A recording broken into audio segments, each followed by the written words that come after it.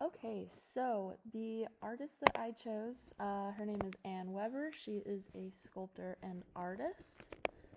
Um, so for kind of my introduction for her, Anne Weber is an acclaimed contemporary artist known for her innovative sculptures that have been created from recycled materials. Her work emphasizes themes of nature, transformation, and environmental kind of consciousness. Um, and the materials she uses primarily kind of recycled cardboard, paper, and really just any other found materials. Um, and then her technique, she focuses on cutting, folding, and kind of layering these like found materials and cardboard to create complex forms. Her process often involves experimentation with texture and shape to kind of create geometric and organic forms with negative space. So, this first article that I found kind of goes more in depth about one of her shows. So, she highlights kind of her creative work with like paper and sculpture, obviously. She is known for her kind of unusual approaches to creating these pretty large sculptures. And the website goes into more like details about her process, the themes she uses, and kind of more materials. Her work is not only masterfully crafted, but it requires her audience to kind of reflect on environmental issues in our world. And then the website kind of really just talks about this one kind of show, which the environmental issues is kind of like the theme of this particular show. And so I really appreciate the images of kind of her work in this article. I can kind of see like really her variety, her true style, and even the scale of the sculptures that she creates. I can tell that lots of time and thought are put into the sculptures.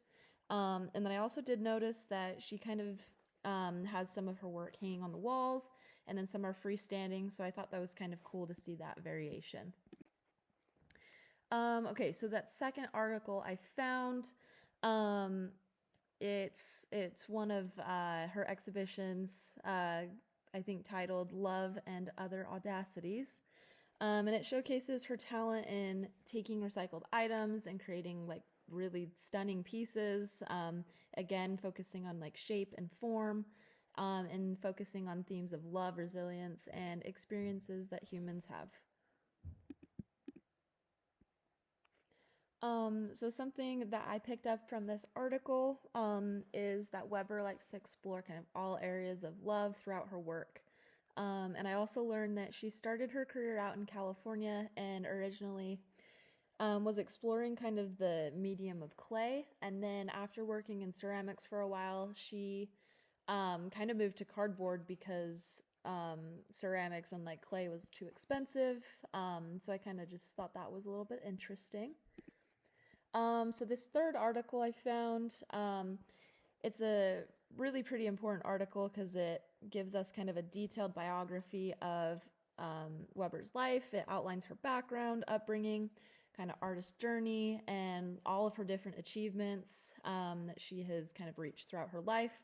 And there are definitely a lot. And then this site is kind of more just like a list again of achievements, awards, but I did think it was very interesting to kind of learn more about the background of this artist. And the website did include a short biography. It did have education, awards, and residencies, public and private art, solo exhibitions that she's done, group exhibition, catalogs, reviews, and just different collections. So that was really cool, kind of to learn more about. This fourth article was actually the people that wrote it did like a studio visit with Anne Weber herself. This kind of gave like readers a close-up glimpse into her artistic processes and showed us her workspace, techniques, tools, kind of sculptures she was in the process like of working on. And this was such an interesting article because it just interviews Weber personally, so you can kind of um, get like her firsthand like take of everything. Um, and there was one part of the article I really enjoyed, which was when she was talking about not giving herself limitations with her use of space. Okay, so then the last article that I found, it switches from kind of cardboard sculptures to showing how she has contributed to the field of like fiber arts and kind of just sculpture in general. Her work kind of challenges traditional fiber arts work and cardboard sculpture, just kind of all of that like combined into one.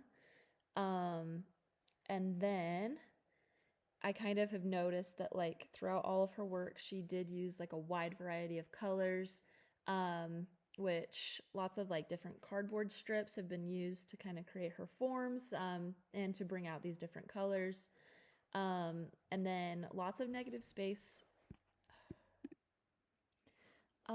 So yeah, lots of negative space throughout her sculptures has been used, and then again the kind of organic and geometric components, depending on kind of what themes she's using and kind of what show she is kind of in. So, kind of in conclusion, her dedication to her craft and her innovative use of materials have made her a prominent figure in contemporary sculpture. And then her works are a really great testament to the power of art in addressing critical issues in our time, focusing on hard themes, and particularly focusing on sustainability and environmental stewardship. So, these are the sources that I used, and that is the end of my PowerPoint.